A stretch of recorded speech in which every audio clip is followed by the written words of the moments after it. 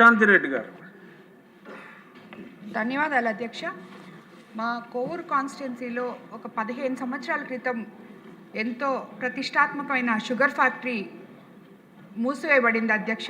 అందులో పనిచేసిన ఎంప్లాయీస్ 3000 మంది పైగా ఉన్నారు అధ్యక్ష.